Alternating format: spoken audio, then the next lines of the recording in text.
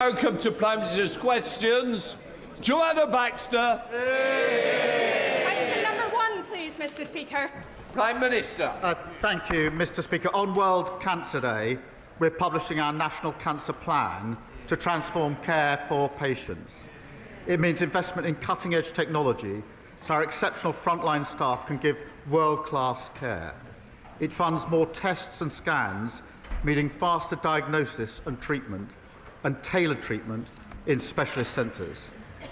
And, Mr. Speaker, will cover the cost of every family whose child needs travel for cancer care, because the focus should only be on recovery, not worrying about money. This morning I had meetings with ministerial colleagues and others. In addition to my duties in this House, I shall have further such meetings later today. Baxter. Thank you, Mr. Speaker. Up and down the country, this government is restoring pride in place by investing in our high streets, the beating heart of our communities. Yet, in Paisley and Renfrewshire South, the SNP-led Renfrewshire Council has done the opposite, sitting on their hands whilst the owners of the Paisley Centre, who received planning permission to develop the centre some years ago, have sought support to transform our town centre. Does the Prime Minister agree with me that it is only the SNP's lack of ambition and failure of leadership that is letting Paisley down, and will he work with me to restore pride in Paisley's town centre? She's a superb champion for Paisley. Her constituents deserve a Scottish Government that matches her dedication. Mr. Speaker, for our part, we've delivered record funding settlement. We're investing £280 million in Pride in Place across 14 Scottish communities. We've secured shipbuilding on the Clyde for over a decade and just announced an AI growth zone in Lanarkshire. The choice, Mr. Speaker, is clear. A third decade of failure under the SNP or real change for Scotland under Anna Sarwar. Leader of the Opposition, Kemi Bedwell. Thank you, Mr. Speaker. The whole House will be disgusted by the latest revelations about Jeffrey Epstein. All of us want to see his victims get justice. But the political decision to appoint Epstein's close associate, Peter Mandelson, as Britain's ambassador to Washington goes to the very heart of this Prime Minister's judgment. When he made that appointment, was he aware that Mandelson had continued his friendship even after Epstein's conviction for child prostitution? Simple question. Mr. Speaker, let me start where I must, with the victims of Epstein, and all of our thoughts are with them. Can I also say our thoughts are with all those who lost jobs, savings and livelihoods in the aftermath of the 2008 financial crash. To learn that there was a cabinet minister leaking sensitive information at the height of the response to the 2008 crash is beyond infuriating. And I am as angry as the public and any member of this House. Mandelson betrayed our country, our Parliament and my party. Mr. Speaker, he lied repeatedly to my team when asked about his relationship with Epstein before and during his tenure as ambassador. I regret appointing him. If I knew then what I know now, he would never have been anywhere near government. And that is why, Mr. Speaker, yesterday, the Cabinet Secretary, with my support, took the decision to refer material to the police. And there is now a criminal investigation. I've instructed my team to draft legislation to strip Mandelson of his title and wider legislation to remove disgraced peers. And this morning, I've agreed with His Majesty the King that Mandelson should be removed from the list of Privy Councillors on grounds that he's brought the reputation of the Privy Council into disrepute. Mr. Speaker, I asked the Prime Minister a very specific question. Did he know that Mandelson had continued his friendship with Epstein after the conviction? He says if he knew then what he knows now, but he did know. In January 2024, a journalist from the Financial Times informed the Prime Minister that Mandelson had stayed in Epstein's house even after that conviction for child prostitution. So did the Prime Minister conveniently forget this fact, or did he decide it was a risk worth taking? Prime Minister. Well, Mr. Speaker, as the House would expect, we went through a process. There was a due diligence exercise, and then there was security vetting by the security services. What was not known was the depth, the sheer depth and extent of the relationship. He lied about that to everyone for years. And new information was published in September showing the relationship was materially different to what we'd been led to believe. When the new information came to light, I sacked him. But we did go through a due diligence exercise. The points that are being put to me were dealt with within that exercise. In response to the humble address this afternoon, I intend to make sure that all of the material is published. Mr. Speaker, the only exemptions are national security, if it would prejudice national security. My first duty is obviously to keep this country safe. And when we drafted humble addresses, we always put an exemption for national security. But also anything will prejudice international relations. Mr. Speaker, you in the House will appreciate that in the course of discussions country to country, there are very sensitive issues of security, intelligence and trade which cannot be disclosed without compromising the relationship between the two countries or a third country. Mr. Speaker, so that I can be totally open with the House,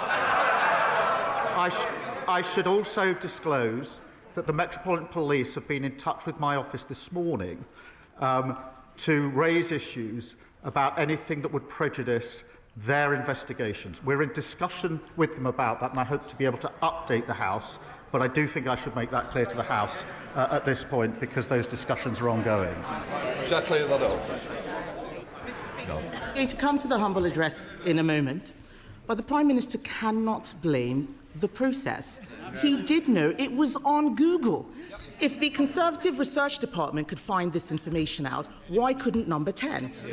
On the 10th of September, when we knew this, I asked him at that dispatch box, he gave Mandelson his full confidence at that dispatch box, not once, but twice. He only sacked him after pressure from us. I am asking the Prime Minister something very specific, not about the generalities of the full extent. Can the Prime Minister tell us, did the official security vetting he received mention Mandelson's ongoing relationship with the paedophile Jeffrey Epstein? So clear. Prime Minister. Yes, it did. As a result, various questions were put to him. I intend to disclose to this House all of them, the national security, prejudice to international relations on one side. I want to make sure this House sees the full documentation, so it will see for itself the extent to which time and time again Mandelson completely misrepresented the extent of his relationship with Epstein and lied throughout the process, including in response to the due diligence. Mr. Speaker, I think it is shocking what the Prime Minister has just said.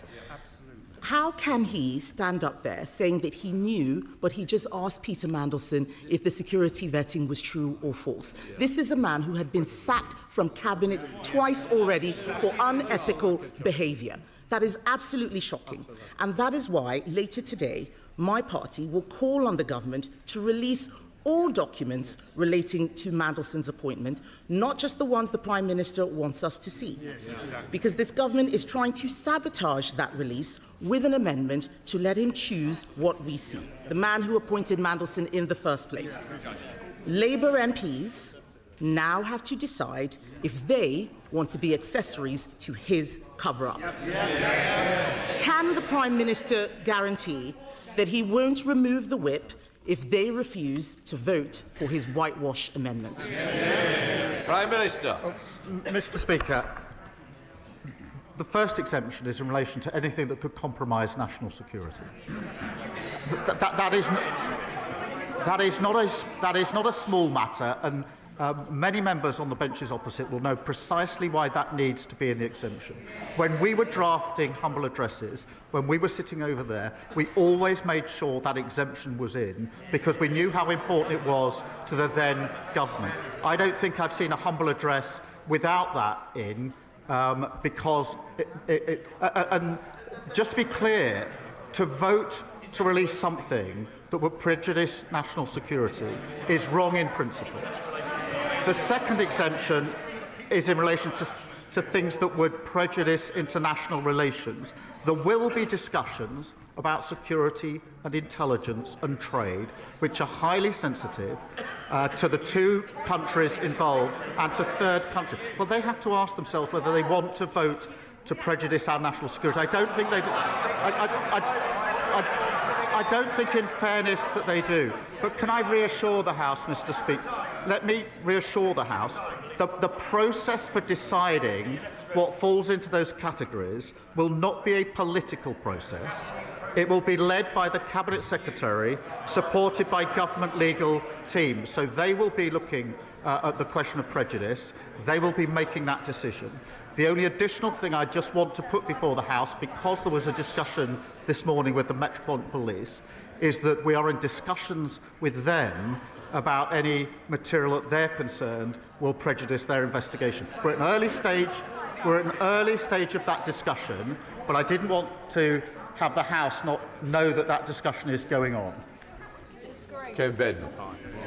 Mr. Speaker, the Prime Minister is talking about national security. The national security issue was appointing Mandelson in the first place. And what he has said about the humble address is a red herring. To those Labour MPs who were not there in the last Parliament, let me tell them, humble addresses already exempt genuine national security. This is not about national security, this is about his job security. His amendment lets him withhold anything to do with international relations. But this whole appointment is to do with international relations. So if they're voting for it, they are voting for the cover-up. If the Prime Minister is serious about national security concerns, then he should ask the Intelligence and Security Committee to decide which documents should be released. Will he commit to doing so here and now? Prime Minister. Mr. Speaker, I've set out the process. It won't be a political process. It will be led by the Cabinet Secretary, supported by the government legal teams. But I'm pleased that she, I think, now accepts that at least the first exemption that we've written in to the amendment to the petition is the right amendment in relation to prejudice national security.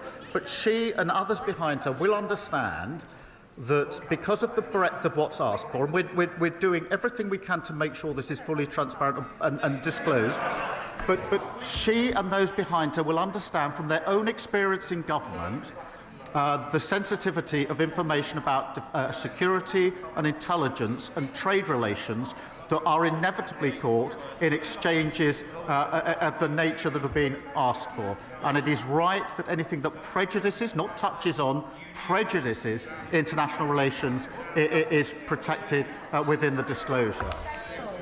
If that was really the case, then he wouldn't mind if the ISC had a look.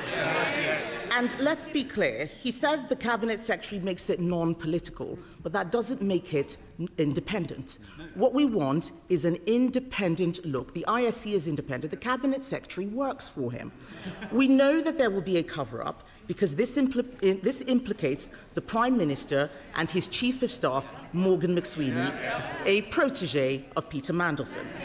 The Prime Minister chose to inject Mandelson's poison into the heart of his government on the advice of Morgan McSweeney. His catastrophic lack of judgment, telling us now that he did know, has harmed the special relationship. It has endangered national security. It's not the humble address, it's him. It's compromised our diplomacy, and it has embarrassed our nation. After all of this, does he have the same full confidence in Morgan McSweeney that he had in Peter Mandelson. Prime Minister. Morgan McSweeney is an essential part of my team. He helped me change the Labour Party and win an election. Of course I have confidence in him.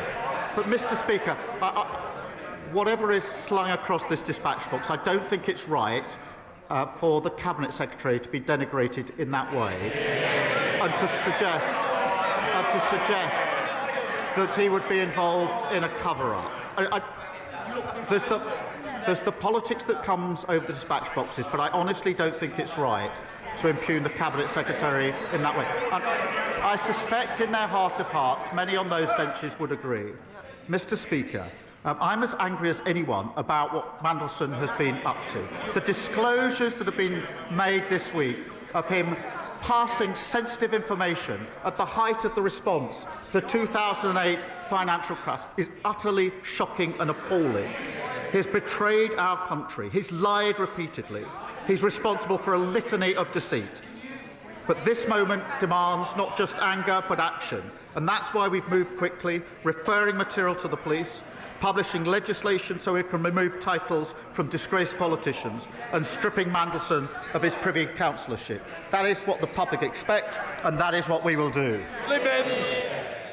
Thank you, Mr Speaker. Every month, people across our constituencies are injured by illegal e-bikes being ridden at 30, 40 and 50 miles per hour through our town centres and parks. But for every illegal e-bike that the police seize and crush, another 10 hit our streets because they are too freely available to buy. That's why Cumbria's Police, Fire and Crime Commissioner and 28 other police commissioners across the UK are now backing my bill, which would ban the sale of illegal e-bikes. Will the Prime Minister set out what action the government will take to protect the public and ban the sale of these monster bikes? Prime Minister. Can I pay tribute to my honourable friend? She's a tireless campaigner to stop these antisocial, dangerous bikes terrorising communities. Our crime and policing bill means police can seize bikes without issuing a warning and destroy them. And product safety law means authorities have the powers to intervene to stop the sale of unsafe e-bikes. But I share her determination to get these bikes off our streets. Sir Ed Davey, Leader of the Liberal Democrats. Mr Speaker, can I thank you and the Prime Minister for your responses to my tribute to Jim Wallace on Monday, and urge the whole House to read the wonderful tributes made to Jim in the other place yesterday.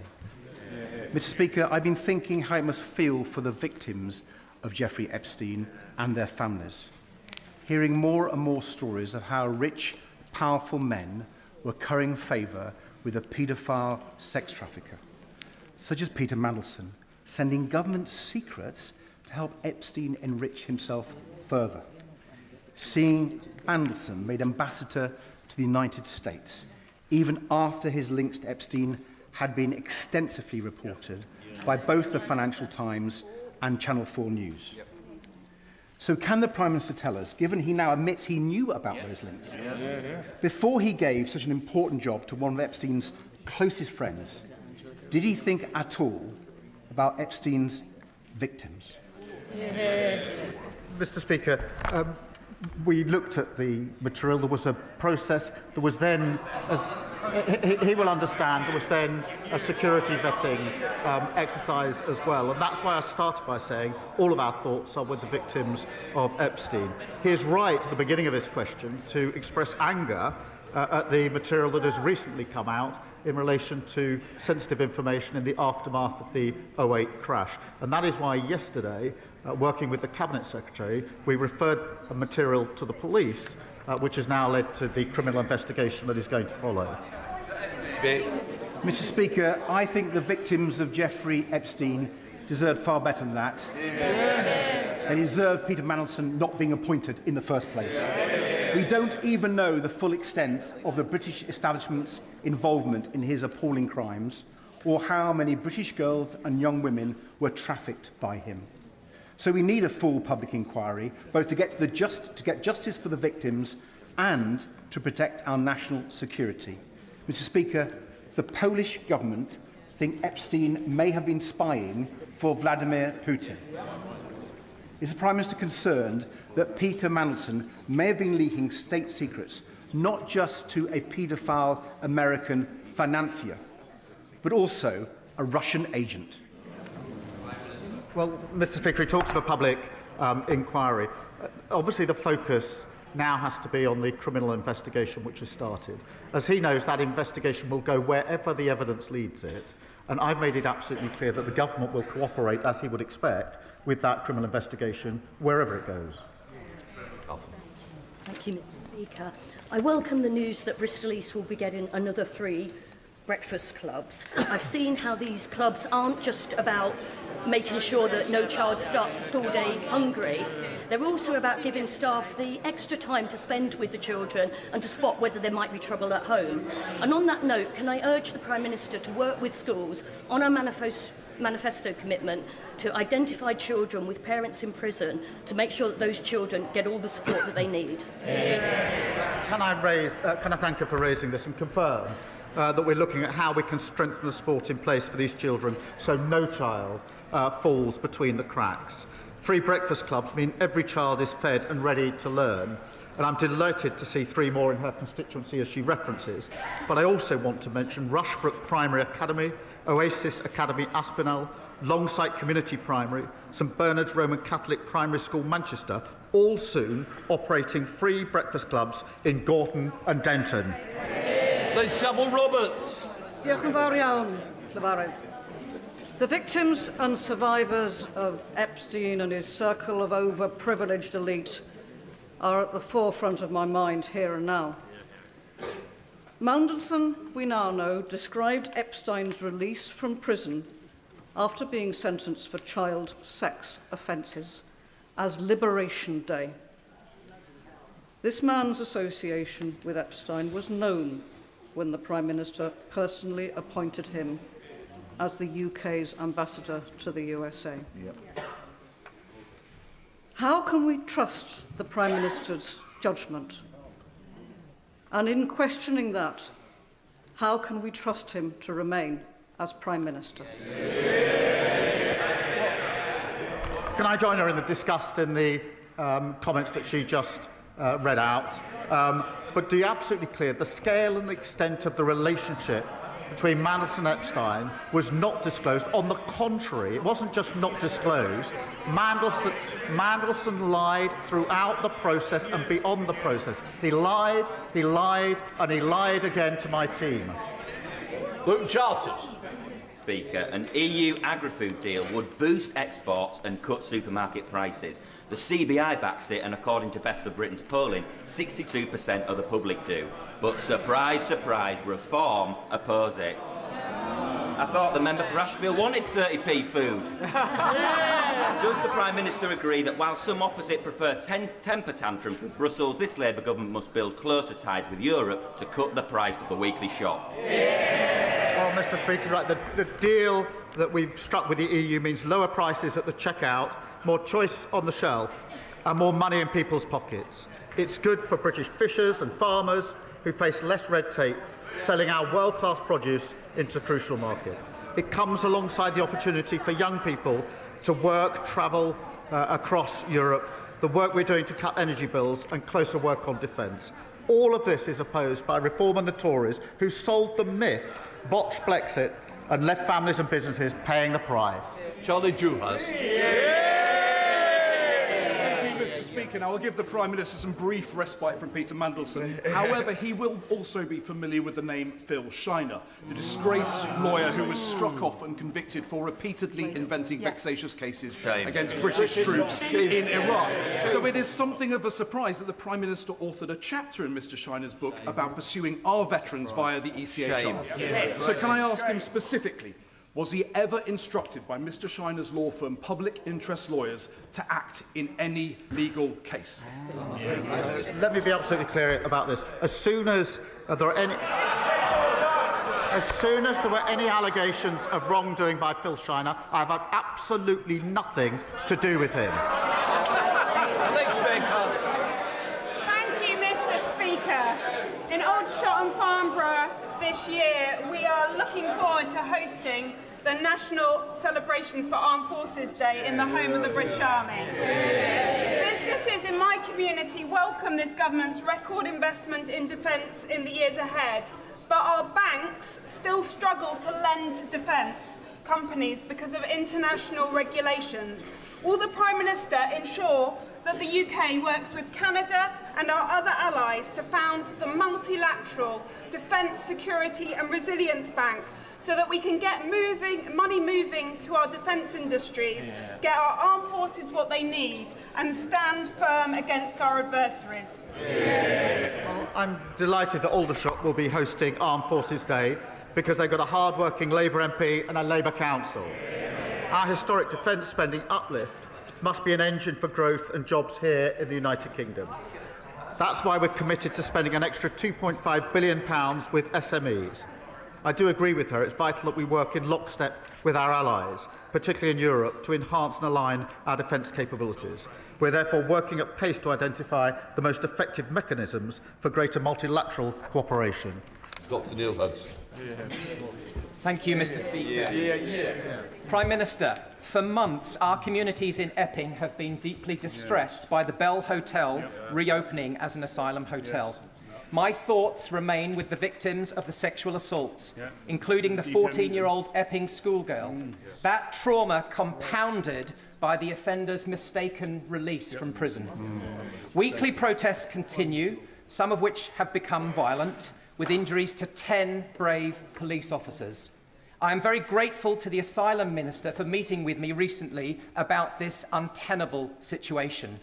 But will the Prime Minister please listen, act now, close the Bell Hotel once and for all, and help restore our town of Epping? As he knows, we are committed to ending the use of all hotels. There are now just under 200 compared to the 400 under the previous government.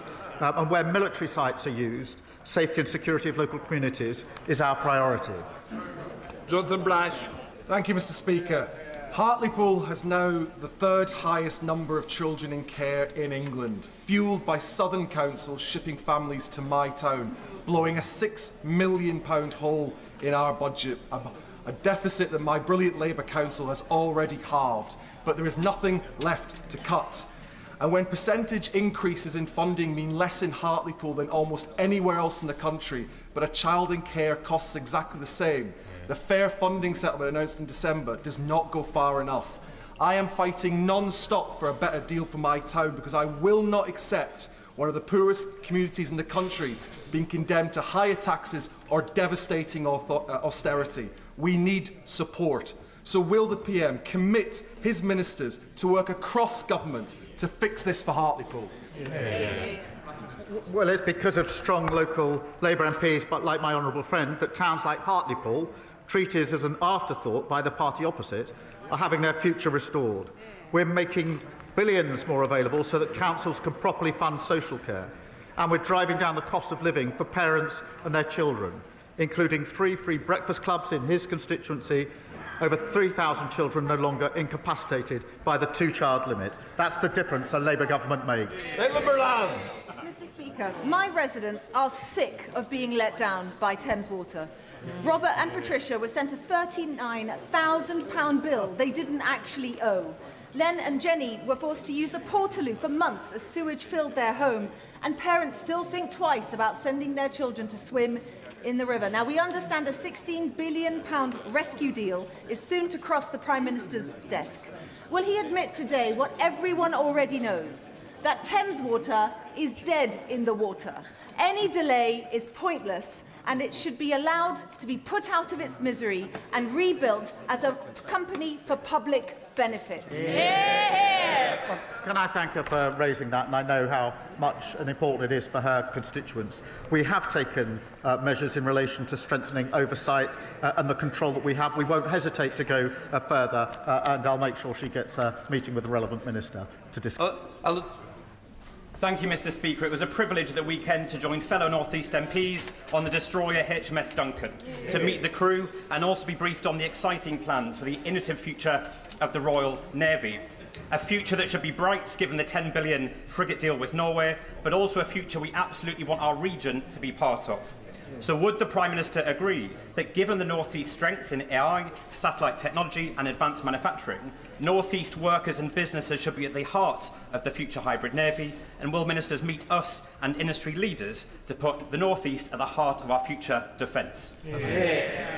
Mr. Speaker, can I first thank the commanding officer and crew of HMS Duncan for their service and thank my honourable friend. I remember meeting the brilliant workforce in his region, and I know the defence ministers would be delighted to do the same. Our record defence spending is supporting jobs and growth across the North East. We invested $200 million in Optric semiconductors in his constituency last year.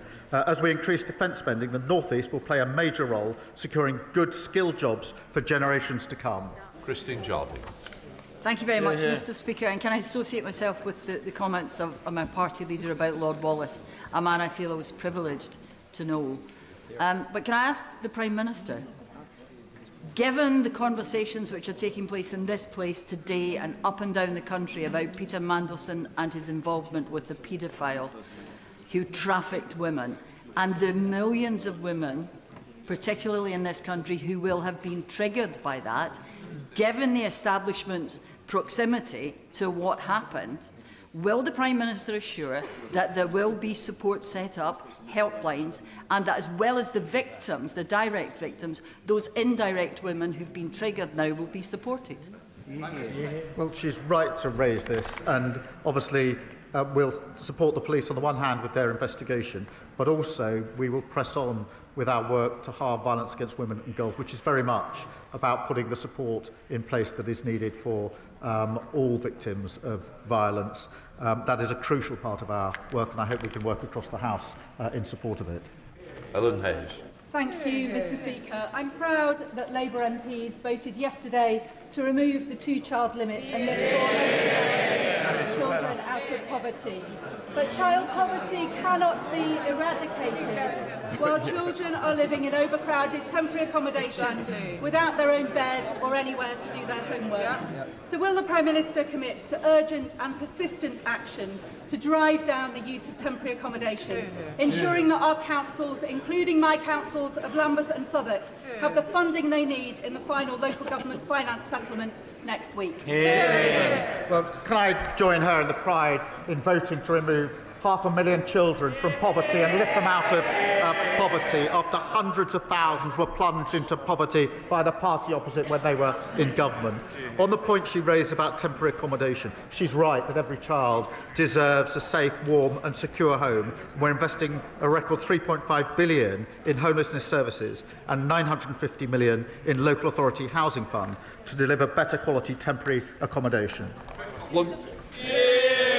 Mr. Speaker, how we answer SEND families' call for justice will measure who we are. Christopher Lascaris was autistic and murdered aged 24. His mother, Fiona, who is here, spent 8 years begging authorities to protect him, but they refused because they presumed he had mental capacity. So will the Prime Minister support Christopher's law, creating a duty to assess mental capacity where it is in doubt to save the lives of others? Can I thank him for his question and for his tireless campaigning on behalf of Christopher and Fiona, who, as he points out, is with us today. Christopher's death was a tragedy, and I agree that we owe it to Fiona. I'm glad that she's here to hear it, and other families, of course, to get this right. I can reassure him that work is underway to examine what action is necessary to prevent further tragedies like this. That comes alongside our intention to consult on the liberty protection safeguards this year, and I'll make sure that he is fully updated on as the work progresses across government, and I would ask that he make sure that Fiona and others are updated as well. Ben Goldsborough. Thank you very much, Mr. Speaker. From heat-tolerant rice trials to world-leading science at the Earlham Institute and the John Innes Centre on the Norwich Research Park, South Norfolk is helping feed the world. Will the Prime Minister secure a clear carve-out for precision breeding in any future SPS agreement with the EU so Britain can continue to lead on this field? Well, can I thank him for raising it? As negotiations are ongoing, we remain committed, he'll be pleased to know, to the Precision Breeding Act and supporting new innovative technologies. And the EU accepts there will need to be areas where we retain our own rules, and we'll always prioritise British interests as we negotiate our SBS agreement. Johnson. Mr. Speaker, as you're aware, I've been campaigning for a Lincoln Dental School for some years, and I'm pleased to be able to tell the House that thanks to the hard work of, amongst others, Professor Juster, Professor Reid and Susie McPherson, Lincoln Medical School are now in a position to take their first cohort from 2027. So can I ask the Prime Minister, will he provide the necessary funding for this cohort of students to start to help improve the oral health of people right across Lincolnshire?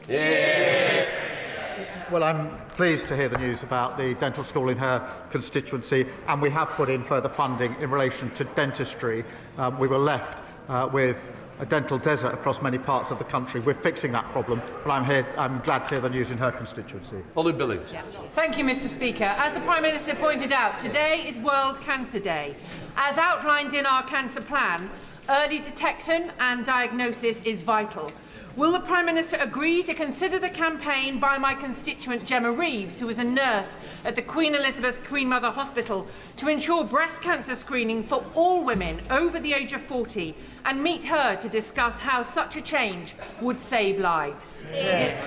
Well, I'd absolutely support that, and I'll make sure she gets a meeting with the relevant minister, because early diagnosis is so important for all cancers, and we must do everything we can to ensure that our early diagnosis is the absolute norm and never the default. Final question, Suella Brabham.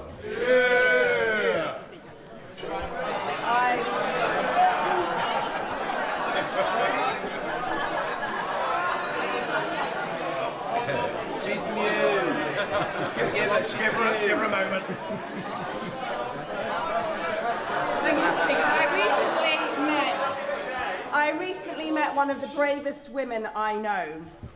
Elizabeth was 14 when she was raped in Rotherham. She is one of the survivors of the rape gangs, one of the biggest national scandals in our history. Whilst her first rapist was convicted and sentenced, Ashgar Bostan, she was subsequently, shockingly, allegedly abused by police officers serving in South Yorkshire Police. One of those officers remains on active service today. Elizabeth made complaint through Operation Linden. None of them were followed up. She rightly feels betrayed and failed by the very institution designed to protect her. Will the Prime Minister meet with Elizabeth, rape gang survivors and myself to commit that those who committed and covered up these abhorrent offences are put behind bars where they belong? Well, I'm deeply concerned about the facts she's just outlined, and if she could give us all the details of that, I'll make sure that there is a relevant meeting and follow-up in relation to those concerns. Point of order, Sir David Davis. Thank you, Mr. Speaker.